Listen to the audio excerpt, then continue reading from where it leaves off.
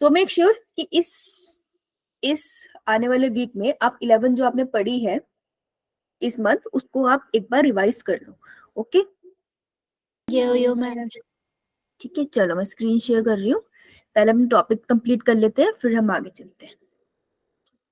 Okay ma'am 1 Jain को मिलेंगे हम सारे। सेकंड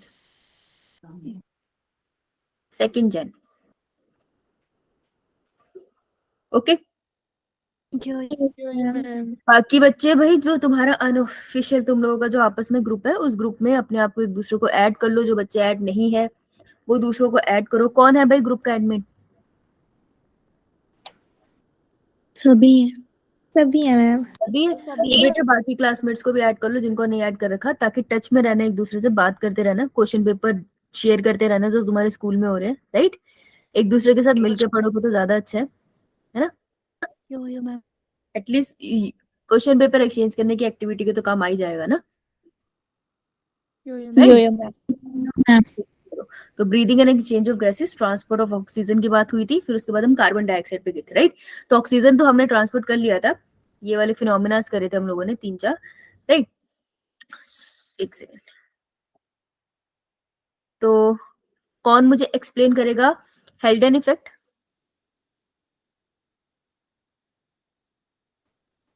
सबसे पहले कौन मुझे इफेक्ट करेगा, डिफाइन करेगा बोहर इफेक्ट? प्रीति बता बेटा, बोहर इफेक्ट क्या होता है? मैम बोहर इफेक्ट में हीमोग्लोबिन और जो ऑक्सीजन है वो डिसोशिएट होते हैं। In the presence of what conditions क्या होगी? कि जो हमारा ग्राफ है वो राइट हैंड साइड में शिफ्ट होगा। गुड। कंडीशंस क्या होगी कि ग्राफ राइट हैंड साइड पे मूव और हीमोग्लोबिन ऑक्सीजन को छोड़ दे? क्या क्या चीजें होनी चाहिए? 3।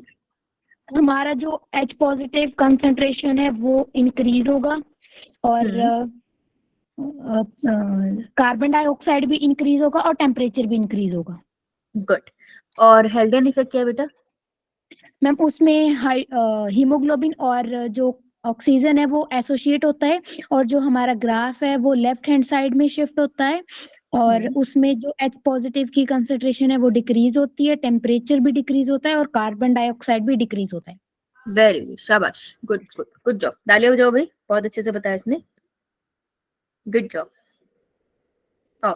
मूविंग ऑन, हम पढ़ रहे थे कार्बन डाइऑक्साइड के ट्रांसपोर्ट की बात। तो कार्बन डाइऑक्साइड के ट्रांसपोर्ट में जब हम पहुंचे तो हमें पता चला कि ज्यादा कार्बन डाइऑक्साइड प्लाज्मा के थ्रू ट्रेवल होता है, राइट। फिर ये 3 रिएक्शंस करे थे हमने। तो मुझे ये 3 रिएक्शन कौन एक्सप्लेन करेगा?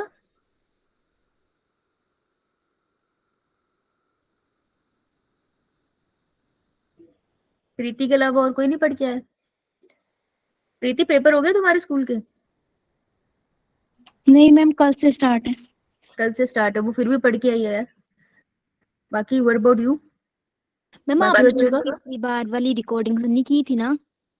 मैम आपने नहीं उसकी रिकॉर्डिंग स्टार्ट करे तो हो नहीं रही थी ना, ज्वाइन नहीं हुई थी तब क्लास, तो फिर वो रह गई थी। मैम मैं क्या हुआ? से मांग रही थी तो मैम बोल रही थी नहीं थी, फिर नहीं पढ़ पाई फिर मैं। अच्छा ओके। मेरे को समझ ही नहीं आया मैम आपने नोट्स में क्या भेजा था। तुम्हें ये पार्टी नहीं समझ आया? ठीक है, मैं तुझे पुरानी रिकॉर्डिंग भेज दूंगी जहाँ पे कॉन्सेप्ट समझाया था, ठीक है? Yes ma'am. वहां से कर लियो। हाँ ऋषि। मैम ये बताओ प्रोसेस। हाँ बता प्रोसेस।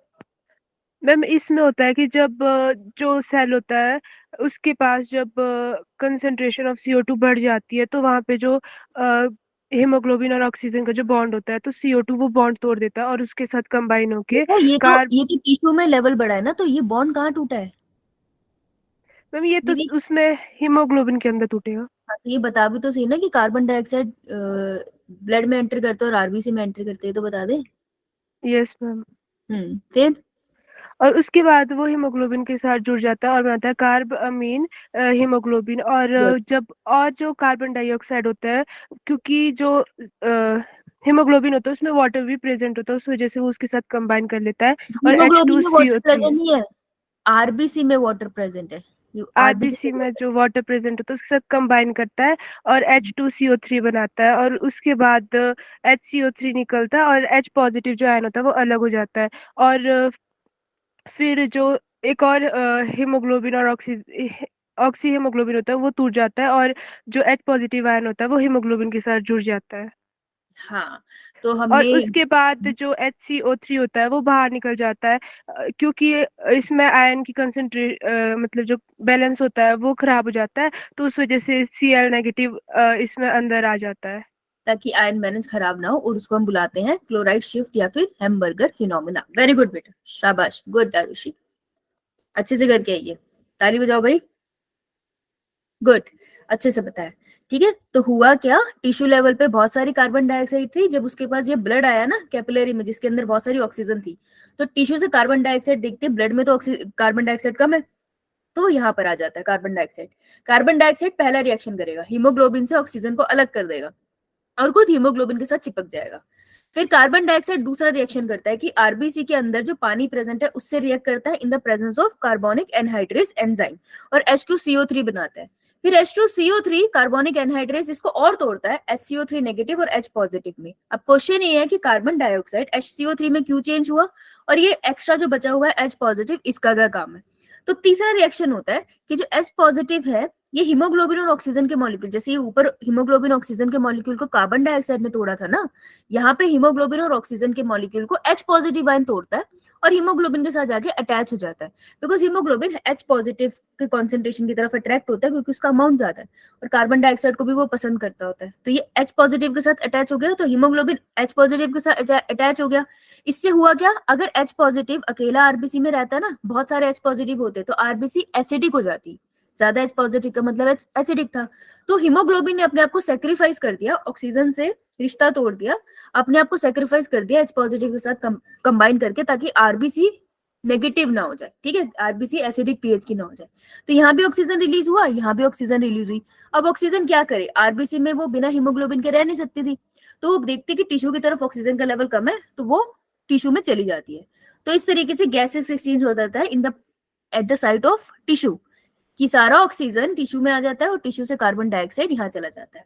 अब बचा HCO3 की कहानी, तो HCO3 का हम समझते हैं कि इसका क्या हुआ। जो कार्बन डाइऑक्साइड HCO3 में चेंज हो गई, अभी आरबीसी से बाहर निकलेगी। ठीक है, आरबीसी किसको उठा के कैरी करवाता है, वो ऑक्सीजन को उठा के कैरी करवाना पसंद करता है। ठीक है, थोड़ा सा कार्बन डाइऑक्साइड को भी कैरी कराता है, लेकिन मेनली वो HCO3 को पसंद नहीं करता, तो HCO3 को बाहर निकाल देता है। अब सारे HCO3 के ऊपर नेगेटिव चार्ज है, तो ये सारा नेगेटिव चार्ज बाहर चला गया तो दिक्कत हो जाएगी, बाहर नेगेटिव नेगेटिव हो जाएगा तो अंदर पॉजिटिव होने लग गया। तो अब कंडीशन बहुत बेसिक हो जाएगी, RBC doesn't want to be acidic, इसको एसिडिक भी नहीं होना, इसलिए H पॉजिटिव को भी यूज करवा लेती है, इसको बहुत बेसिक भी नहीं होना। ठीक है, तो ये क्या करेगी, ये सिंपली क्या करती है, इसको बैलेंस करने के लिए एक क्लोरीन का मॉलिक्यूल अंदर आता रहता है, तो जितने HCO3 बाहर उतने क्लोरीन अंदर। ठीक है, तो अंदर अगर पॉजिटिव हो रहा था तो वो नेगेटिव चार्ज आएगा तो बैलेंस हो गया। तो ये जो क्लोरीन अंदर आया है इसको आपा बोलते हैं क्लोराइड शिफ्ट या हैम्बर्गर फिनोमिना। क्लियर है, तो यही रिएक्शन यहाँ पे लिखा भी हुआ आपका। ठीक है, तो ये तो टिश्यू पे हुआ, राइट। अब इसी बात को यहाँ अगर पढ़ते हैं तो देखो कैसे होगा, carbon dioxide enter RBC and break haemoglobin oxygen का ग्रुप एंड फॉर्म HbCO2। ये फर्स्ट वाला जो केमिकल रिएक्शन है ए, उसकी डेफिनेशन यहाँ लिखी है, समझ आया। यो मैम। और बाई चांस तुमको नहीं समझ में आ रहा होगा उस टाइम पे क्या पढ़ रहे हो, काफी टाइम पे जब रिवाइज करोगे तो यहाँ से देख लेना। अब सेकंड रिएक्शन है ना ये वाला, तो सेकंड रिएक्शन में क्या हुआ, कार्बन डाइऑक्साइड HCO3 में चेंज हो गई और एक एक्स्ट्रा H पॉजिटिव बना। ये बातें एक्सप्लेन करेंगे। That CO2 enter and combine with water, CO2 अंदर आया और पानी से कंबाइन करा in the presence of carbonic anhydrase. कौन से एंजाइम के प्रेजेंस में हुआ ये सब, कार्बोनिक एनहाइड्रेस, वेरी गुड, है ना एंजाइम, एंड फॉर्म H2CO3 और ये बना देता है H2CO3। ठीक है, दिस H2CO3 फर्दर चेंजेस, ये H2CO3 आगे भी चेंज हो जाता है into bicarbonate ion, bicarbonate ion में दैट इज HCO3 और हाइड्रोजन आयन में, राइट। तो जो बी वाला रिएक्शन है वो यहाँ लिखा है, समझ आया। यो मैम। अब बी वाले रिएक्शन में ये जो दोनों बने हैं ना, इसका फेट लिखा है कि इसके साथ क्या हुआ, इसके साथ क्या हुआ। अगर तुमको ये समझ आ गया तो ये बहुत इजी हो गया ना। फिर ये लिखते हैं, हाइड्रोजन आयन जो बना था, हाइड्रोजन आयन कंबाइन कर जाता है HbO2 मॉलिक्यूल्स के साथ, तो हाइड्रोजन आयन कंबाइन कर गया HbO2 मॉलिक्यूल के साथ एंड वो ब्रेक कर देता है उन दोनों को। किसको ब्रेक करता है? हीमोग्लोबिन और ऑक्सीजन के बीच के बॉन्ड को। हीमोग्लोबिन और ऑक्सीजन के बीच के बॉन्ड को तोड़ दिया, ठीक है। फिर हीमोग्लोबिन फ्री हो गया, तो वो हीमोग्लोबिन जाके कंबाइन कर जाएगा, वो हीमोग्लोबिन जाके कंबाइन कर जाता है with hydrogen. Hydrogen. Yes, clear. यो तो यो यहाँ पे हीमोग्लोबिन ने क्या किया? अपने आप को सेक्रीफाइस कर दिया ना, लेकिन मीडियम को न्यूट्रलाइज कर दिया। तो मैं कहूंगी haemoglobin act as buffer. Buffer क्या होता है? वो चीजें जो चीजों को न्यूट्रलाइज करती है, उनको हम कहते हैं बफर सॉल्यूशन। तो यहाँ पे हीमोग्लोबिन अगर ना होता, देखो मान लो अगर हीमोग्लोबिन ना होता तो हाइड्रोजन आयन यही घूमता। ज्यादा हाइड्रोजन आयन आरबीसी में होता तो मीडियम कैसा हो जाता है? एसिडिक या बेसिक? एसिडिक। तो इसने हीमोग्लोबिन ने खुद को सेक्रीफाइस कर दिया और H पॉजिटिव को एसिडिक मीडियम बनाने से रोक दिया। तो haemoglobin act as a buffer. ये बात समझ आई? मैम। अब देखो HCO3 नेगेटिव जो था, बाइकार्बोनेट आयन था, वो बाहर निकल गया, एग्जिट कर गया ना आरबीसी को। तो ये एग्जिट कर गया सेल को, और ये जाके अटैच हो जाता है सोडियम के साथ। अब देखो इसका अलग है, ये भाई साहब बाहर तो जाते ही हैं और जाके सोडियम के साथ अटैच हो जाते हैं। तो देखो यहाँ लिखा है HCO3 नेगेटिव निकला बाहर की तरफ और सोडियम से अटैच हुआ। क्वेश्चन है सोडियम कहाँ से आ गया स्टोरी में? सोडियम ऐसे आया है कि अगर आपको थोड़ा भी पता है तो यू नो कि कोई भी सेल होता है ना, चाहे वो न्यूरॉन का सेल है, चाहे वो कहीं भी तुम्हारी बॉडी में सेल है, सेल का एक फीचर है कि उसके अंदर हमेशा पॉजिटिव आयन कॉन्सेंट्रेशन मैक्सिमम रहती है और बाहर सोडियम आयन कॉन्सेंट्रेशन मैक्सिमम रहती है। ये नेचर है सेल्स का, ठीक है। तो अगर सेल से कुछ भी बाहर निकलेगा तो उसको सोडियम आयन कॉन्सेंट्रेशन ज्यादा मिलती है। समझ आई बात? जर्नल केस है, ऐसे ही होता है हमेशा। तो सोडियम बाहर मिला उसने, और सोडियम के साथ बॉन्ड बना लिया, तो मॉलिक्यूल क्या बना? Sodium bicarbonate NaHCO3। अब ये कार्बन डाइऑक्साइड जो है वो NaHCO3 की फॉर्म में ट्रेवल करेगा और लंग्स तक जाएगा। समझ आया?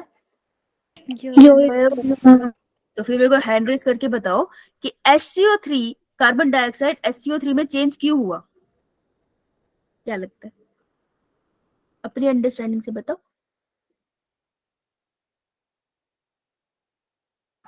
हाँ बेटा बता।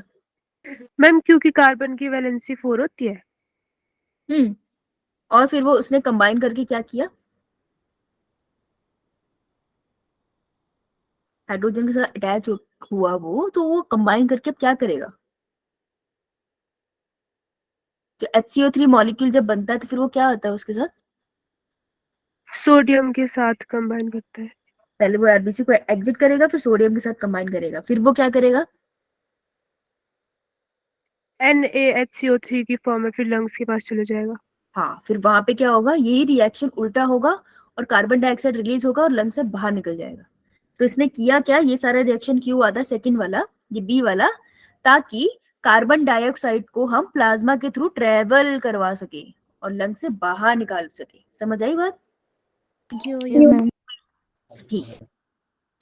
तो देखो NaHCO3 ट्रेवल करता है प्लाज्मा में, ये ऑस्मोलैरिटी सेल की मेंटेन करके रखता है क्लोरीन आयन, इसे हम कहते हैं हैमबर्गर शेप। चलो अब देखो एट एल्विलाई क्या होगा? जो मैंने तुम्हें पीछे केमिकल रिएक्शन बनाया था, क्या आप सभी ने लिखा है? No ma'am. बेटा ये लिखा नहीं है? यो मैम। ये लिखा है नहीं? Yes ma'am.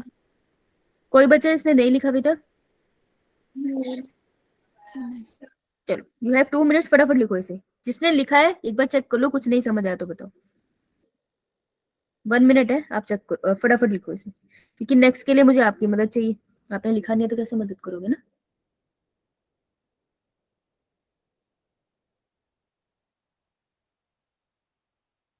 अर्चना बेटा इतना देर से आई है? नो मैम, अभी वट लेफ्ट। अच्छा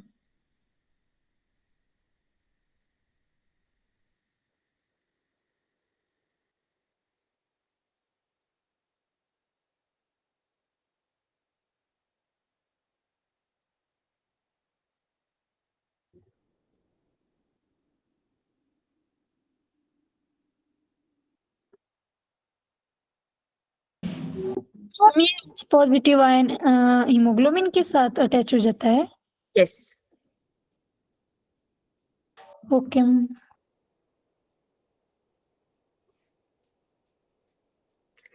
डन। यो ma'am. Ma'am.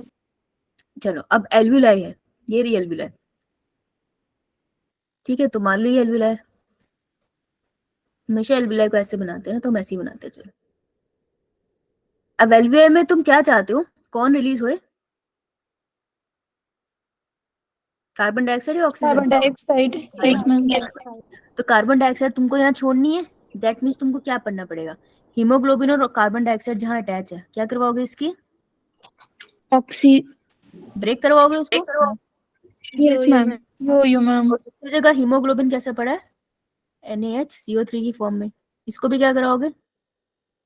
Ma'am break. Break. NaHCO3 की फॉर्म में तोड़ोगे और उसके बाद HCO3 को भी तोड़ के तुम उसको कार्बन डाइऑक्साइड रिलीज करवाओगे, राइट? तो तुमको करना क्या है, कार्बन डाइऑक्साइड को रिलीज करवाना है ना, है ना? यो करना चाहते हो ना आप, राइट? तो ठीक है, तो ये वाला रिएक्शन हम लोग कर सकते हैं। तो कैसे करोगे ये वाला रिएक्शन, कि आपने जो पीछे रिएक्शंस करे थे वो सारे रिएक्शंस उल्टे कर दो। ठीक है, तो अब आपने जो पीछे रिएक्शंस लिखे हैं उसको लिखो दोबारा। 3 रिएक्शंस लिखे थे ना मैंने 3 फॉर्म में। यो मैम। तो 3 रिएक्शंस अगर लिखे थे तो फटाफट उनको ब्रेक करो, ब्रेक करो फटाफट कॉपी में, और फिर बताओ मुझे। You have 1 minute. फिर मुझे कोई वो केमिकल रिएक्शन स्क्रीन पे खुद लिखेगा। यहाँ पे बोर्ड, ऑफलाइन क्लास तो है नहीं, मैं बोर्ड पे लिखूँ, तो तुम स्क्रीन पे लिखोगे। लिखो कॉपी में, देख के लिखो, उसे उल्टा करो। 1.5 मिनट है आपके पास।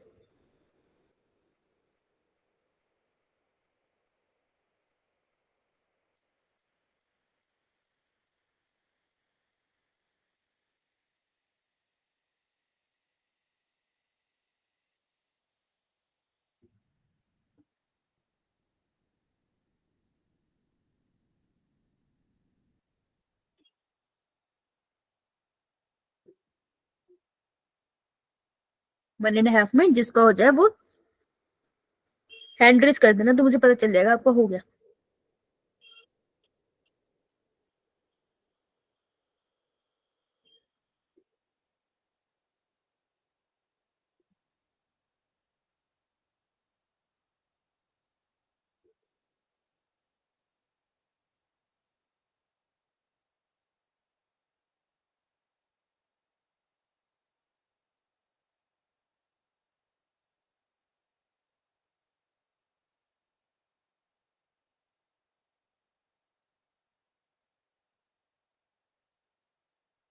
क्या?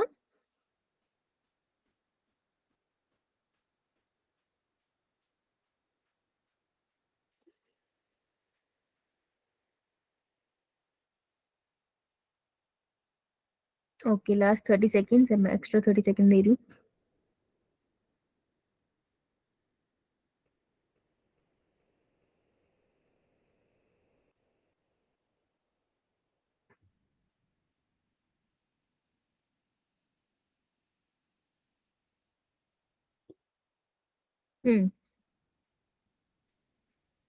ओके ओके आरुषि, बस आरुषि का हुआ है, बाकी बच्चों का नहीं हुआ।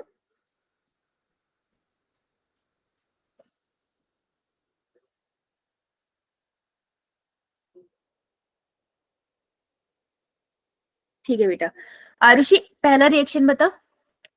हम HbCO2 से Hb और CO2 अलग हो जाएंगे।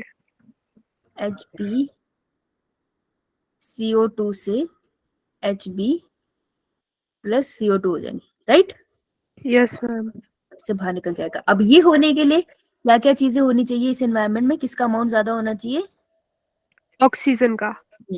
PO2 इज हाई, हाई होगी ना, इसीलिए ऐसे ट्रांसपोर्ट हुआ है, राइट? चलो ठीक है, तो ऑक्सीजन ने आके क्या किया, इसको तोड़वा दिया, ठीक है, इसको बाहर निकलवा दिया ना, उसकी प्रेजेंस में ये टूट के निकल जाता है। Good, right. नेक्स्ट नेक्स्ट इसको हटा देती हूँ, मैंने तो कंफ्यूज हो गई। ठीक है बेटा, नेक्स्ट बी वाला रिएक्शन कौन बताएगा, और किसका हुआ है? प्रीति हुआ नहीं तेरा?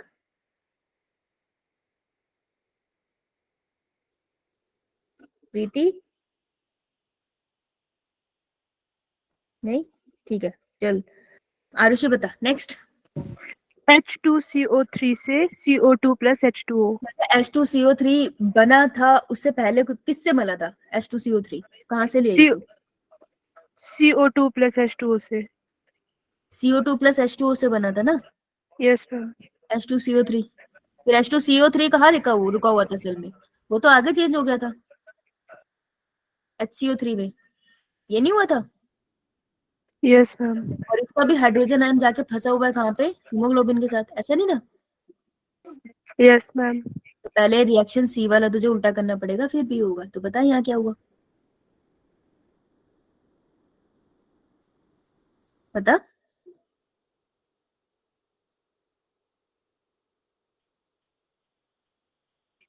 सी वाला HCO3 और H पॉजिटिव जुड़ के H2CO3 बनाएंगे, फिर H2CO3 टूट के CO2 प्लस H2O बनाएगा। बेटा जो H पॉजिटिव है वो कहाँ से लाई,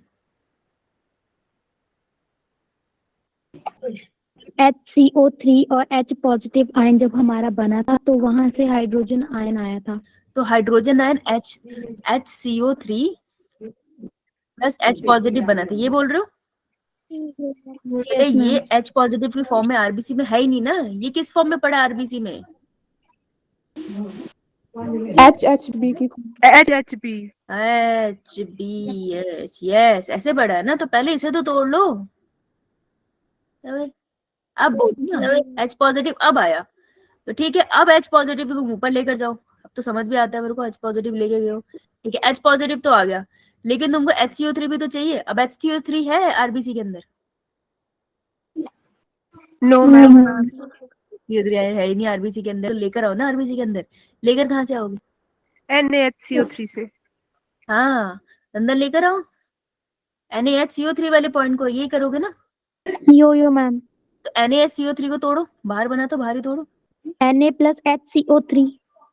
Na प्लस HCO3 ऐसे करोगे। यो HCO3 मैम। को अंदर ले आओ, HCO3 को अंदर ले आओ और क्लोरीन अंदर फेंकते जा रहे हो तो दिक्कत नहीं हो जाएगी, यो नेगेटिव मैम। ज्यादा हो जाएगा, उसको बाहर निकालो।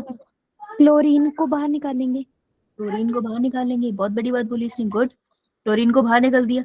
अब ये क्लोराइड शिफ्ट तो नहीं ना, क्लोरीन तो बाहर निकल गया, तो इसको मैं बोल दूंगी, ये 1 वाले पॉइंट को मैं बोलूंगी this is a reverse chloride shift. क्या बोलूंगी, रिवर्स क्लोराइड। हाँ ये रिवर्स क्लोराइड शिफ्ट है, हैमबर्गर फिनोमेना नहीं है ये, हैमबर्गर ने डिसकवर नहीं किया था इसको, ठीक है। अब HCO3 H पॉजिटिव आ गया, अब बनाओ तुम, क्या बनाओ, H2CO3, H2CO3, फिर आगे ये क्या बन जाएगा, CO2 plus H2O। CO2 plus H2O। और फिर ये कार्बन डाइऑक्साइड को क्या करो, निकाल दो, राइट। यो मैम। रिएक्शन, यो मैम। राइट। तो हमें क्या करना है, हमें एक डायरेक्शन समझनी है, दूसरे हम ऑटोमेटिकली बना सकते हैं ना पेपर में, राइट, बना के तुम्हें दिख जाएगा ना, क्लियर है। Ma'am So there will be a reverse chloride shift. This is not known as hamburger phenomena. ये लाइन याद रखना, ये हैमबर्गर फिनोमेना नहीं है, हैमबर्गर ने ये डिस्कवर नहीं किया था, रिवर्स क्लोराइड शिफ्ट उसके बाद डिस्कवर हुई है, जिन्होंने किया उनका नाम यहाँ मेंशन नहीं है। तो जब भी स्पेसिफिक नाम मेंशन नहीं होता तो समझ जाया करो 2-3 साइंटिस्ट की इन्वॉल्वमेंट है, ज्यादा लोगों की इन्वॉल्वमेंट है तो बहुत सारे नाम नहीं देते, ठीक है, क्लियर। यो मैम। सबका हो गया, यो मैम।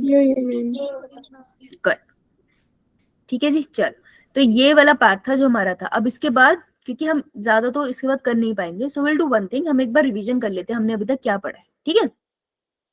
हम रिवीजन कर लेते हैं कि जब हमने 11 स्टार्ट करी थी तो हमने क्या बना था। तो एक काम करो, सब एनसीईआरटी निकाल लो, राइट। हम रिवाइज तो करके देखें ना कि हमने क्या पढ़ा है और हमारे कितने मार्क्स का पेपर कवर होता है नीट का। कर तो नीट की प्रिपरेशन रही है ना, 11 क्यों पढ़ रहे हो तुम मुझसे, नीट के लिए पढ़ रहे हो ना, तो फिर पता भी तो हो कि प्रॉफिट हो भी रहा है या नहीं, या फिर इससे अच्छा तो 12th ही पढ़ लेते, है ना, पॉइंट है ना। जब 11 की बुक निकालो एनसीईआरटी, सबसे पहले कौन सा चैप्टर किया था, लिविंग वर्ल्ड। न्यू बुक किसके पास है, न्यू बुक है किसी के पास, नहीं, यो मैम। क्या नाम है बेटा, नाम बोल ले, शायद मुस्कान है। मुस्कान, मुस्कुराते हुए नाम भी बोल सकती थी, है। पुरानी बुक किसके पास है, बाकी सबके पास, ठीक है। मुस्कान तो न्यू बुक का लिविंग वर्ल्ड और पुरानी बुक में लिविंग वर्ल्ड। अब देखो जो लिविंग वर्ल्ड था, जब हमने लिविंग वर्ल्ड किया था, न्यू बुक में बहुत कम है बेटा, पुरानी बुक में ज्यादा है। तो जब हमने लिविंग वर्ल्ड किया था तो हमने उसमें क्या क्या क्या चीजों को कवर किया था, अगर हम रिकॉल करें तो मैं यहाँ लिखते जाऊंगी, ठीक है। तो सबसे पहले हमारा चैप्टर है चैप्टर 1 का नाम The living world. Living world. कितने क्वेश्चन आते हैं अभी तक? या तो एक क्वेश्चन आता था या फिर कोई भी क्वेश्चन नहीं आता था, ठीक है। लेकिन क्योंकि कुछ चैप्टर बायो के डिलीट हो गया तो मैं कहूंगी कि एक क्वेश्चन तो आएगा, वन क्वेश्चन। अगर वन क्वेश्चन है दैट मीन्स कितने मार्क्स का पेपर हुआ ये? 4 मार्क्स। 4 marks का. 4 मार्क्स का पेपर हम इसको लेके चल रहे हैं, इसलिए हम इस पे बहुत ज्यादा मेहनत भी नहीं करते क्योंकि हमको पता है इतनी ज्यादा भी वेस्टेज नहीं है ना इसकी, राइट। 4 मार्क का क्वेश्चन है ये, ठीक है। चलो एक सेकंड, अलग अलग कलर से कर लेती हूँ, हो जा भाई, ठीक है। 4 मार्क का है ये, ग्रेट।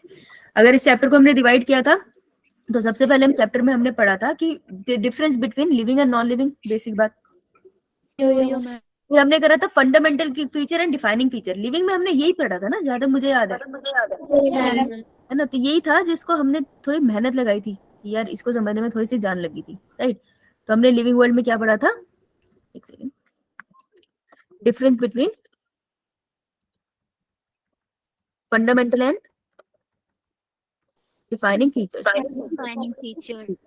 उसके बाद हमने क्या करा था, टेक्सोनॉमिकल एड्स, नहीं, उसके बाद हमने क्या करा था, क्या करा था, Nomenclature. अगर हम आगे आओ तो आप देखोगे टेक्सोनॉमिक कैटेगरीज हमने करी थी। देखो पेज नंबर निकालो, नई बुक में 6, आप लोगों की बुक में कौन सा है? टेक्सोनॉमिक 8 पेज नंबर 8 नंबर, ठीक है। इसमें स्पीशीज, जीनस, ऑर्डर, ट्राइब, ये सब हमने सारे के सारे करे थे। फिर उसके बाद हम गए थे binomial nomenclature, right. Yo ma'am. Binomial nomenclature हमने इसके बाद कवर किया था, जिसमें हमने देखा था कि किसी साइंटिफिक नेम को कैसे लिखा जाता है। लास्ट में हमने करी थी टेक्सोनॉमिक एड, ठीक है। Yo ma'am. टेक्सोनॉमिक एड्स हम लोगों ने पढ़ी थी, जिसके अंदर हमने हर्बेरियम शीट बने थे, की पढ़े थे हमने, मेन्यूज पढ़े थे, कैटलॉग्स पढ़े थे, राइट। तो ये पार्ट भी हमारा लिविंग वर्ल्ड वाला चैप्टर यहीं पे खत्म हो जाता है, ठीक है। ये बहुत लंबा चैप्टर नहीं था, ये बहुत छोटू चैप्टर था। ये तुम आराम से 1 घंटा बैठ के भी करोगे ना तो भी हो जाएगा। किसी को नहीं समझ आ रहा तो तुम इसको एक बार रिवीजन वाली जो क्लासेस थी उसको थोड़ा फास्ट स्पीड में सुन लो, तो उसमें भी कवर हो जाएगा। नहीं तो छोटा सा ही है, तो ये तुम्हारा रिवाइज होना चाहिए। जब हम सेकंड को आएंगे तो हम करेंगे वही वाला चैलेंज, याद है आपको, 1 वीक 1 यूनिट यो मैम वो होगा। तो उसके लिए आपका ये प्रिपेयर होना चाहिए, क्योंकि आप उस वीक नहीं पढ़ पाओगे, ठीक है। उस वीक आपको टाइम नहीं लगेगा, क्योंकि उस दिन मैं रिवाइज कराऊंगी ना तो वो बहुत क्विक होगा, तो आप पढ़ नहीं पाओगे तसल्ली से। तो इसको पढ़ के रख सकते हैं हम, ये तो छोटा टारगेट है ना। Yo ma'am. आगे चलते हैं। अब नोट्स लेके बैठे हो ना, Yo ma'am. Yo ma'am. निकाल लो चैप्टर 2। चैप्टर 2 कौन सा था? Biological classification. तो इसमें आपको भी करना पड़ेगा बायोलॉजिकल क्लासिफिकेशन, ठीक है। इससे आएंगे क्वेश्चन, तो हम लगा सकते हैं कि आपको कम से कम नहीं तो 4 क्वेश्चन आ जाते हैं। Yes ma'am. एक साल में 4 क्वेश्चन वुड भी कितने मार्क्स? 16 16 मार्क्स तो बहुत सारे मार्क्स हैं, है ना। Yes ma'am. इसको तो ढीला नहीं छोड़ सकते हम, this is a very important part, right. तो निकालो biological nomenclature, sorry biological classification. अब बायोलॉजिकल क्लासिफिकेशन में सबसे पहले जो हमने पढ़ा था दैट वाज अबाउट साइंटिस्ट, है ना, जिन्होंने क्लासिफिकेशन की। पहले तो ऐसी क्लासिफिकेशन वर्ड उन्होंने बोल दिया था कि प्लांट और एनिमल में रख दो, फिर उन्होंने बोल दिया था 2 किंगडम क्लासिफिकेशन, फिर 3 kingdom classification, 4 kingdom, 5 kingdom, 6 kingdom, ऐसे करा था। Yo ma'am. फिर हम लोगों ने ये चार्ट किया था। तुम्हारे कौन से पेज नंबर पे चार्ट है ये? 17. 17, ठीक है। पेज 17 और मेरा है पेज 11, ठीक है। ये अकेला चार्ट इस इंपॉर्टेंट है, इस वजह से मैंने अलग से टॉपिक की फॉर्म में लिखा। इससे हर बार क्वेश्चन आता है, एक क्वेश्चन आ जाता है इससे। फिर नीचे की जो 3 पैराग्राफ है up to Monera, kingdom Monera से पहले के जो पैराग्राफ है, फर्स्ट 2 पैराग्राफ, इनसे क्वेश्चन आता है। 2 लाइनें हैं इसमें जिससे क्वेश्चन आता है, मैंने अंडरलाइन करा रखी है। Yo ma'am.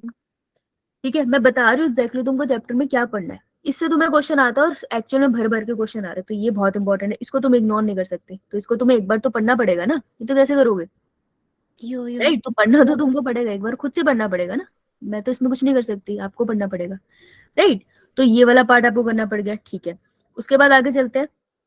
अब आता है आपका किंगडम मोनीरा। यहाँ मेहनत लगती है, मैं एक्सेप्ट करती हूँ कि इसमें तो मेहनत लगती है। तो किंगडम मोनीरा आता है। मोनीरा के अंदर आप लोगों को डिवीजन करके बताई थी, किस किस में डिवाइड कर दिया इसको, archaebacteria eubacteria archaebacteria, new bacteria. Archaebacteria, new bacteria, है ना। अब देखो आर्के बैक्टीरिया प्लांट वाले में नाइट्रोजन फिक्सेशन जब आएगी तो थोड़ा ज्यादा अच्छे से हो जाता है ना। यू बैक्टीरिया में जो नाइट्रोजन फिक्सिंग बैक्टीरिया उनको ज्यादा अच्छे से हम लोग पढ़ लेते हैं, राइट। आर्के बैक्टीरिया हम थोड़ा सा माइक्रोब वाले चैप्टर में पढ़ते हैं। बेटा माइक बंद कर लो। तो ये वाला जो पार्ट है ये थोड़ा आगे जाके और अच्छे से खुलता है, लेकिन आप इसको इग्नोर तो नहीं कर सकते ना। तो एनसीईआरटी में जितने पॉइंट्स लिखे हैं वो तो आपको आने चाहिए ना। डायग्राम लेवलिंग पे भी क्वेश्चन आता है इसमें, राइट। तो ये तो इतना तो इम्पोर्टेंट है। अगर एनसीईआरटी देखोगे और सिर्फ नोट्स देखोगे तो ज्यादा तो नहीं है।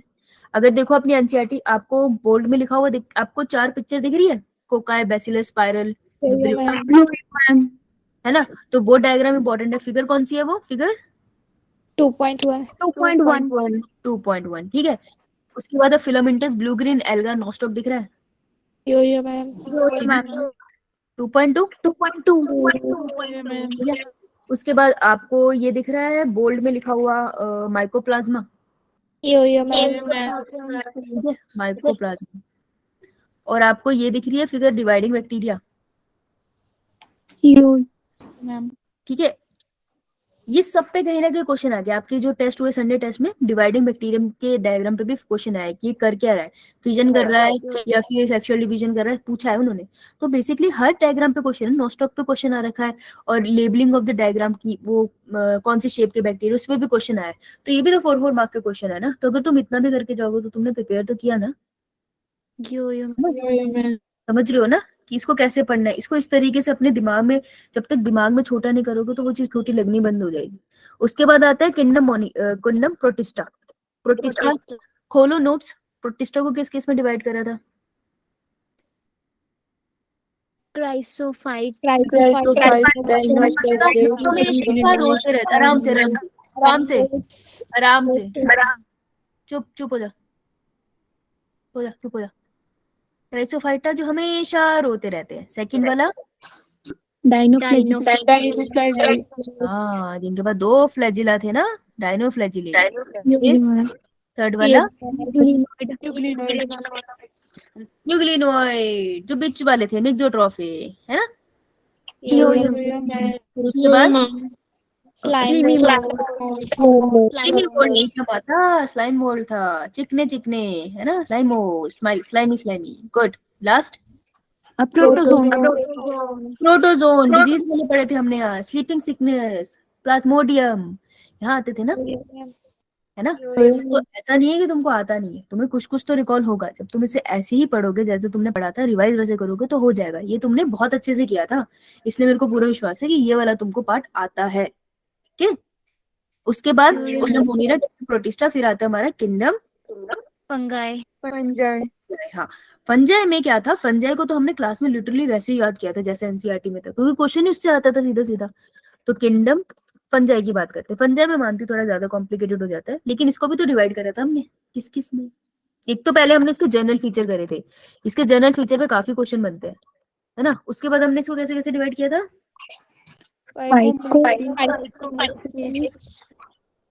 फाइकोमाइसीट्स, फिर एस्कोमाइसीड, एस्कस बनता था, फिर बेसिडोमाइसीड वाले, लास्ट हाँ वही वाले जिसके अंदर हमने सीखा था कि अगर किसी की सेक्सुअल स्टेज ना पता हो फंजाई की, उसको यहाँ रखते हैं, जैसे सेक्सुअल स्टेज पता चल जाएगी उसको एस्कोमाइसीड या बेसिडोमाइसीड में चेंज कर देते हैं, शिफ्ट कर देते हैं, है ना। जब तुम साथ में रिकॉल करोगे तो तुमको कुछ तो याद आएगा ना, राइट। इसलिए हमारा चैप्टर खत्म हो गया था ना, क्योंकि प्लांट किंगडम और एनिमल किंगडम तो अलग से पढ़ते हैं, राइट। इतना पार्ट आप लोग पढ़ चुके हो, तो अगर आप एक बार बैठ के रिवाइज करोगे आपको रिकॉल होने लग जाएगा, but you have to revise. Last बचा हमारा एनिमल किंगडम। एनिमल किंगडम के लिए मैं अगले पेज पे जाऊंगी, ठीक है। थोड़ा सा लंबा है ये, लेकिन बहुत लंबा नहीं है। एनिमल किंगडम, ठीक है। मैम हमने वायरस भी पढ़े थे Virus. पिछले virus and virus, correct correct correct. इसको तो मुझे नीचे रखना पड़ेगा, ऊपर चल लेते हैं। 7 वायरसेस। सबसे पहले वायरस का पेज नंबर 26 26। एनसीईआरटी साथ साथ में अंडरलाइन करी है ना आप लोगों ने? मैम। मुझे दिख रहा होगा ना तुमने एनसीईआरटी अंडरलाइन कर रखी है, तो ये थोड़े कम लग रहे होंगे। तो वायरस के अंदर जब हम पहुंचते हैं तो वायरस के अंदर आपको 2 डायग्राम दिखते हैं।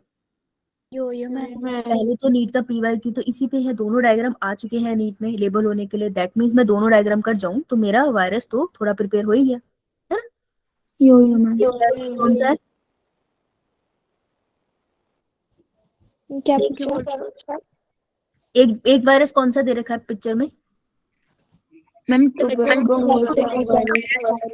दूसरा बैक्टीरियोफेज। तो ये तो मैं डायग्राम से कर लूंगी पहले तो डायग्राम बेस्ड क्वेश्चन मेरा ऐसे ही हो जाएगा।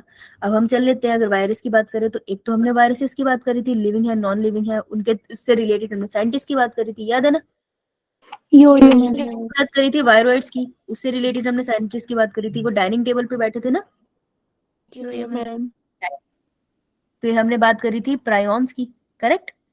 इन्हीं सक्सेस की बात करी थी ना। लास्ट में हम लोग एलजी उसकी बात कर लेते हैं, लाइकन्स एंड माइकोराइजा, राइट? वो तो जनरल है, चलो हर जगह आते ही रहते हैं। तो यही बात करी थी ना हम लोगों ने। यो ये चैप्टर अब खत्म हो जाता है, राइट? तो ये बहुत कॉम्प्लिकेटेड चैप्टर नहीं था ये एक्चुअल में। ये चैप्टर हो सकता है थोड़ा सा, ये ग्रुप्स के नाम याद करने हैं। तो हम हर चीज के साथ ट्रिक तो करी थी। यूग्लिनोइड को बीच में रखा था तो वो मिक्सोट्रॉफिक थे, डाइनोफ्लैजिलेट ऑटोट्रॉफिक, और ये हेटेरोट्रॉफिक थे, protozoan and slam moulds. Fungi के केस में एस्कोमाइसिड, बेसिडोमाइसिड्स, हमने एस्कस और बेसिडियोफोर बना के दिखाए थे ना, उसके बेसिस पे उनके नाम पड़े थे। डेट्रोमाइसिड्स तो बहुत ही छोटे थे ना, राइट? ऐसे सोचोगे, इस तरीके से डिवाइड करोगे तभी करोगे। जब तुम बैठोगे बायोलॉजिकल क्लासिफिकेशन पढ़ने तो पहले तुम साइंटिस्ट का पार्ट पूरा करोगे। तो तुम ऐसे बना लो वहां पे ना, मैं ये तुम्हें भेजूंगी प्रेजेंटेशन, लिख लेना। तो तुमने साइंटिस्ट पढ़ा, उस पर टिक लगा दो। जब तुम टिक लगाओगे ना तुमको तसल्ली मिलेगी कि मैंने कर लिया इतना, ठीक है, सुकून मिलता है। तो टिक लगाते चला करो। 5 किंगडम क्लासिफिकेशन का चार्ट है, मैंने कर लिया। अच्छा, इस वाले के मैं फंजाई पढ़ रही हूँ, फंजाई के डायग्राम मैंने सारे कर लिए, बहुत बढ़िया। अच्छा, फर्स्ट 2 पैराग्राफ पढ़ने थे, पढ़ लिया मैंने। किंगडम मोनिरा में चलो किसी दिन तुम बैठे, तुमसे सारा नहीं हुआ, लेकिन तुमने फिगर्स कर ली तो तुम टिक लगा सकते हो, अरे हाँ मैंने फिगर कर ली। ऐसे ना धीरे धीरे कॉन्फिडेंस मिलता है, ठीक है? तो जब पढ़ने बैठो ना ऐसे मत लेके बैठा करो, पूरा चैप्टर लेके बैठे, थोड़ा पढ़ के थक गए तो डिमोटिवेट होते हो। लेकिन तुमने पूरा नहीं पढ़ा, कुछ तो पढ़ा था ना, तो उसको नोट करो कहीं पे, टिक भी तो लगाओ कहीं पे, तभी तो सेंस ऑफ अचीवमेंट आएगा, राइट? मान लो बायोलॉजी बोली, कहीं कहीं कुछ हो गया, नहीं पढ़ पाई, मैंने जाने से पहले फिर भी वायरस देख लिया, तो तुम्हारे दिमाग में रहेगा ना कि मैंने एक टॉपिक तो किया है, तो एक 4 नंबर का लाने की मेरी कोशिश तो पूरी है ना? इस तरीके से सोचना होता है, अपने माइंड को रिवॉर्ड देना होता है। हर कोई हमेशा बैठ के पूरा पढ़ के नहीं उठ पाता, समटाइम्स नहीं हो पाता। लेकिन अगर तुमने अपने आप को रिवॉर्ड नहीं दिया ना तो डिमोटिवेट होते जाओगे। तो डिमोटिवेट नहीं होना है पढ़ते टाइम, समझ आई? ठीक है। अच्छा, अब हम आते हैं एनिमल किंगडम पे, because it was a little bit lengthy. इसको भी हम तोड़ देंगे इतना कि ये भी हम डिस्कस कर पाए, ठीक है? तो एनिमल किंगडम की बात करते हैं। सबसे पहले हमने जो करा था दैट वाज, पोरिफेरा। नहीं बेटा, सबसे पहले हमने करे थे Journal ऑर्गेनाइजेशन। जर्नल फीचर्स पढ़े थे हम लोगों ने, है ना? जर्नल फीचर्स में भी क्या कर रहा था, खोलो एनिमल किंगडम, मेरे को देख रहे हो, मेरे को देखा होगा तुमने। जर्नल फीचर्स में आप लोगों ने पढ़ा है, बोलो सबसे पहले पैराग्राफ लेके बताओ। Level of organisation. बस बस बस बस एक एक करके। लेवल ऑफ ऑर्गेनाइजेशन, मेरा हाथ है यार। लेवल ऑफ ऑर्गेनाइजेशन पढ़ा तुम लोगों ने, बहुत बढ़िया। फिर सिमेट्री। सिमेट्री, सिमेट्री के साथ डायग्राम है, मैम। 2 डायग्राम है ना? यस, क्वेश्चन आता है टेबल करने के लिए, तुम्हें पीवाईक्यू में आया है संडे टेस्ट में। नेक्स्ट, मैम जर्म लेयर के बारे में। जर्म लेयर डायग्राम है, मैम डायग्राम पे सीधा सीधा क्वेश्चन आता है, ठीक है जी, done. Next, coelom. Coelom, coelom पे तो बहुत क्वेश्चन आते हैं, 3 डायग्राम है इसके ऊपर, सीधे क्वेश्चन आते हैं। नेक्स्ट, सेगमेंटेशन, सेगमेंटेशन, 3 ही फाइलम है जिसके ऊपर है सेगमेंटेशन, तो सीधा क्वेश्चन बनता है। और नोटोकोड, मैम।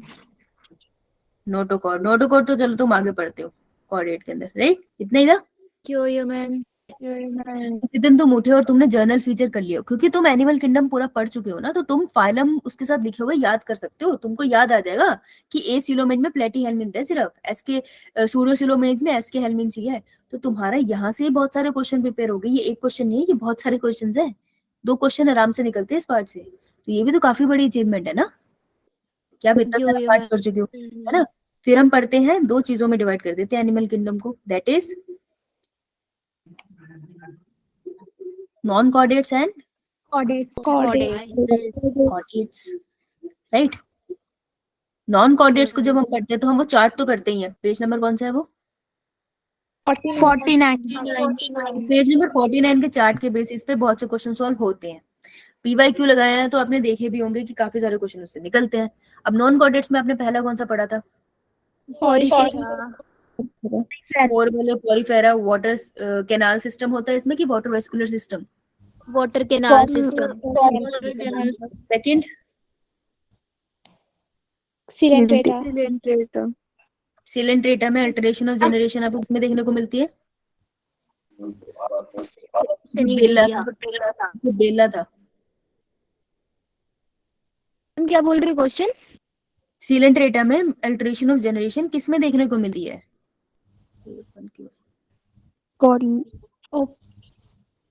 मैम बोल सही बोल रही थी, जो वेला वेला घूम रहा था, वेला बेला ओबेलिया, यस, बेला से ओबेलिया याद किया था, करेक्ट करेक्ट करेक्ट। उसके बाद सिलेंट्रेटा के बाद टिनोफोरा, एक्सक्लूसिवली टेरेस्ट्रियल और मैरीन?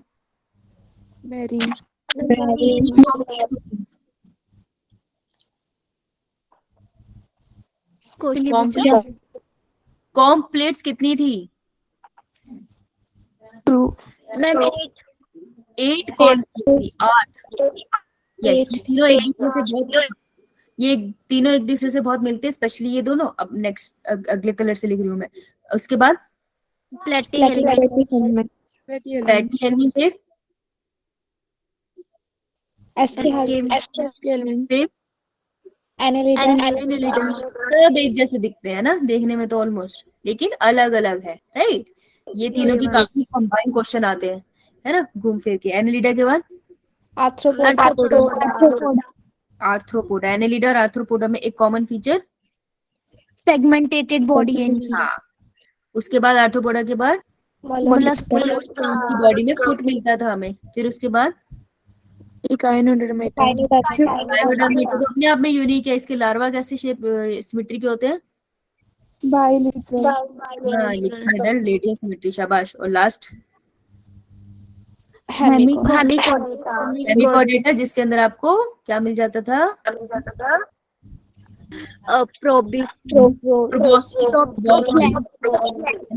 तुमको कुछ कुछ तो याद आया ना राइट? दैट मीन तुमने कुछ तो पढ़ा है। तो कॉन्फिडेंस की कमी होती है रिवाइज ना करते करते, लेकिन तुम्हें आता है। देखो तुम कर रहे हो ना अभी भी। तो अगर कुछ बच्चे नहीं भी बोल रहे हैं तो दिमाग में कहीं क्लिक तो हो रहा है। मैंने प्रोबोसिस बोला, किसी के दिमाग में तो आया ही होगा। अल्टरेशन ऑफ जनरेशन बोल रही हूँ, कोई पिक्चर तो खुली होगी ना। दैट मीन्स तुम्हें कुछ तो आता है। जिसने लेक्चर लगाया था उसको तो आता होगा, नहीं लगाया मैं उसका कह नहीं सकती ना, क्योंकि मुझे पता नहीं आपने कब से नहीं पढ़ा, है ना। लेकिन जिसने लगाया उसे तो आता होगा, कुछ तो आता होगा, जब सारा याद नहीं है। तो अगर कोऑर्डिनेट था तो कोऑर्डिनेट की 2 डिवीजन करी थी, एक प्रोकोडेट और प्रोटोकोडेटा और क्रेनिएटा। Yes, correct. एक रेनिएटा, क्रेनिएटा, क्रेनिएटा ये होते हैं, क्रेनिएटा ही है वो सही बोल रही है। प्रोटोकोडेट को अपन किस में डिवाइड कर देते? यूरोकोडेटा और इसके सिर्फ सरसड़क होगी नोटोकोड, उसे क्या बुलाएंगे? हम उसको बोलेंगे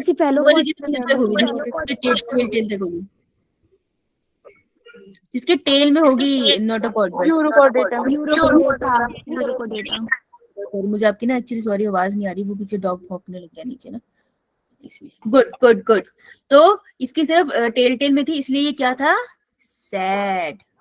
और Sad. दूसरे के पास तो हेड टू टेल तक होती है, इसलिए वो क्या खेल रहा था, बॉल बॉल है ना, सैड था तो दूसरा बैट बॉल खेल रहा था। ऐसे याद किया था एग्जाम्पल।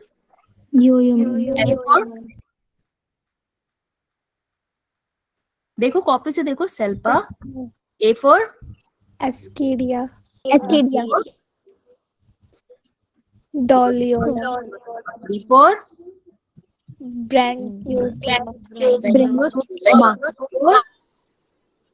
एम्फिऑक्सिस, एम्फिऑक्सिस का दूसरा नाम लैंसलेट है ना, राइट राइट। देखो तुम्हें याद हो गया, भाई ये क्वेश्चन तो पूछेंगे तो तुमसे पूछे, मैं 2 क्वेश्चन आते हैं इससे, 2 क्वेश्चन तुमको याद है, और क्या पूछ लेंगे वो तुमसे, और पूछ लेंगे तो छोड़ आना, कहाँ से कितना एक्स्ट्रा पढ़ के जाओगे, पढ़ोगे एनसीईआरटी, एनसीईआरटी ही पढ़नी है, पेपर एनसीईआरटी ओरिएंटेड ही है, ठीक है। क्रेनिएटा की बात करते हैं, तो क्रेनिएटा को हमने डिवाइड कर दिया, वर्टिब्रेटा में किया था सॉरी वर्टिब्रेटा में किया था, ठीक है। वर्टिब्रेटा, वर्टिब्रेटा को फिर आगे हमने डिवाइड कर दिया, एक एक था जिसमें अपना जुबाड़ा नहीं था, जौ नहीं था, दूसरा ग्नेथोस्टोमा। एक ग्नेथा के अंदर एक ही क्लास पढ़ते थे, साइक्लोस्टोमेटा। साइक्लोस्टोमेटा में कितने पेयर ऑफ गिल स्लिट्स होते हैं, 6 to 15 शाबाश। ग्नेथोस्टोमेटा को किसमें डिवाइड किया है, सुपर क्लासेस,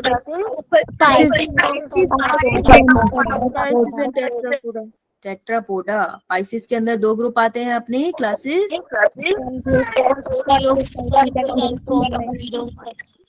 ऑस्टियोथाइस। और टेट्रापोडा के अंदर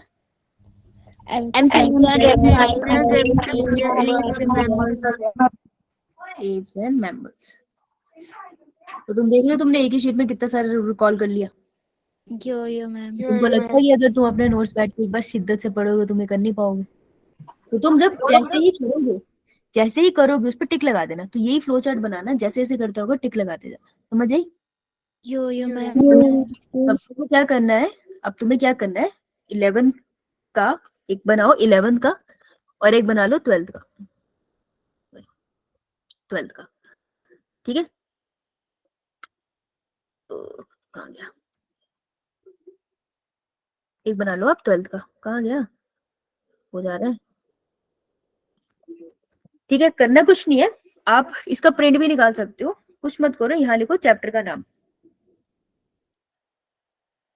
आप यहाँ पे लिखो चैप्टर का नाम, 1 chapter, 2 chapter, 3 chapter, 4 chapter, 5th 6th sorry 7th 8th 9 10, let's say 10, ठीक है। जो चैप्टर तुमने बीच में लिखे, सीक्वेंस में लिखा है तुमने, तो तुमने बीच में लेट्स से हमने, क्योंकि हमने बॉटनी छोड़नी है अभी के लिए, ठीक है, तो तुमने बॉटनी वाला चैप्टर बीच में छोड़ दिया, लेकिन ह्यूमन फिजियोलॉजी पे आ गई। तो अब इसके सामने क्या करो, अब तुम इसके सामने डब्बे बनाओ। तुम्हें क्या करना है, नीट आने से पहले तुमको एनसीईआरटी एटलीस्ट 5 टाइम रीड करनी है, ठीक है। एनसीईआरटी एटलीस्ट 5 टाइम रीड करनी है, अदरवाइज तुमको याद होनी स्टार्ट नहीं होगी यार, क्योंकि इतनी सारी इन्फॉर्मेशन है, कैसे याद होगी, है ना। तो जब भी तुम एक बार पूरा चैप्टर एनसीईआरटी का रीड कर लोगे, तो आप क्या करोगे, बड़ी ईमानदारी से यहाँ पर एक टिक लगाओ, ठीक है, एक बार पूरा रीड करने पे। दूसरी बार जब भी तुम उसको पूरा रीड कर रहे हो तो टिक लगा दिया, तो तुमको पता चला फर्स्ट चैप्टर मैंने 2 बार रीड कर लिया, लेट्स से 9th मैंने 1 बार किया है, 4th मैंने 1 बार किया है, और 10th वाला मैंने 3 टाइम्स किया है। तो तुमको पता चल जाएगा ना कि जब भी तुम सोचो कि आज मुझे बायो में क्या पढ़ना है, उस हफ्ते के टाइम टेबल में तुम देख सकते हो कि यार इसकी रीडिंग कम हुई है, इसको पढ़ते हैं, है ना। तो अब आप क्या करोगे, चैप्टर वाइज जैसे टिक लगाना स्टार्ट करोगे एनसीईआरटी रीडिंग के। तो ये आपका एनसीईआरटी का चार्ट है, और इसको एनसीईआरटी के इंडेक्स पेज पे चिपका देना है, ओके। बना लेना एक बार अच्छे से, ज्यादा तो हैवी नहीं नाम, फटाफट लिख के तुम उसके आगे 5 कॉलम छोड़ना है, एटलीस्ट 5 टाइम एटलीस्ट रिवाइज होना चाहिए, राइट। तो ये सिर्फ एनसीईआरटी रीडिंग का है, मैंने नोट्स का नहीं बनाया, मैंने भी सिर्फ तुमसे एनसीईआरटी का बनवाया, क्योंकि तुम एनसीईआरटी पढ़ोगे तुमको समझ नहीं आएगी, तुम्हें नोट्स पढ़ने ही पड़ेंगे। क्लियर है। इस साल है बिफोर द एंड आपका 2023 का अगर एंड हो रहा है, उससे पहले आपको ये चीज करनी है। तो ये आपका काम हो गया, और लेट्स से 2023 का लास्ट होमवर्क है कि आपको कैसे अपने आप को कंपाइल करना है, राइट। तो आपने पहले तो 11th का फ्लो चार्ट बनाना है, ठीक है, और इसके साथ आपको रिवाइज करके रखना है, एंड उसके बाद आपको ये चार्ट बनाना है 11th एंड 12th की एनसीईआरटी में ही लगा देना है, ओके। यो यो मैम। अब जिन जिन बच्चों के नोट्स इधर उधर हो रखे हैं, है ना, आपके कोई ना कोई चैप्टर का नोट्स मिसिंग है या नहीं मिल रहा मुझे, मैंने कहीं रखते तो भूल गई मैं, है, या फिर इधर उधर मैंने कॉपी में लिख दिया तो उसी में पेज पढ़ा, मैं वहीं से पढ़ती थी, तुमने अपनी कॉपियों को इकट्ठा करना है। 12th की तो तुम्हारी पूरी कॉपी होगी ना नोट्स की, यो यो मैम। तो 12th की पूरी कॉपी को इकट्ठा करो, उसके नोट जहां इधर उधर लिखे उसको एक जगह पे करो। 11th को तुमने नोट्स बनाने स्टार्ट किए, उसको कंपाइल करो। कोई नोट्स रह गया लिखने के लिए, कोई चैप्टर रह गया तो बताओ, उसको तुमको दोबारा भेजो और तुम उसको लिख के रखो। तो 2023 एंड होने से पहले मेक श्योर आप पूरा 12th कंबाइन कर लो और 11th जितना हुआ है उतना कंबाइन कर लो, ठीक है। ये वाला फ्लो चार्ट बना लो, राइट, और आप अपना 11th रिवाइज करके आना। मैं 12th क्यों नहीं बोल रही, क्योंकि आप लोगों के तकरीबन हर बच्चे का प्री बोर्ड है, तो आपने 12th तो रिवाइज कर ही ली होगी ना कहीं। यो यो मैम। 11 बोल रही हूँ, जब मैं आऊंगी तो हम साथ में रिवाइज करेंगे। जब हम साथ में रिवाइज करेंगे तो तुमको इतना टाइम नहीं मिलेगा कि तुम एनिमल किंगडम रिवाइज कर लो, क्योंकि मैं एक क्लास में बहुत सारे रिवाइज करवा दूंगी। एक क्लास में नॉन कोऑर्डिनेट खत्म हो जाएगा, तुम कहाँ एक दिन में नॉन कोऑर्डिनेट कर लोगे, पॉसिबल ही नहीं है खुद से पढ़ने के लिए, राइट। तो मेक श्योर कि आप ये जो आपका नेक्स्ट वीक है, कल से आपका छुट्टी है, ठीक है, तो कल से आप अपना 11th को रिवाइज करोगे। टाइम टेबल अपने हिसाब से बनाओ, लेकिन मेक श्योर ये सारे टॉपिक कवर करके आओ, राइट। यो यो मैम। एनसीईआरटी रीडिंग का बना लो सबके लिए 11th एंड 12th। फिर देखना तुमको कॉन्फिडेंस आना स्टार्ट होगा जब तुम अपना यही चार्ट तुम जनवरी के एंड में देखोगे ना, यू विल सी तुमने कितना सारा कर लिया। फिर अच्छा लगता है ना खुद को भी देख के कि हाँ मैंने कुछ किया है, खुशी तो होती है ना सबको, है ना, राइट। तो हम ये चीज करेंगे, क्लियर है। यो यो मैम। तो कोई डाउट? No ma'am. ठीक है, सो अब हम लोग मिलेंगे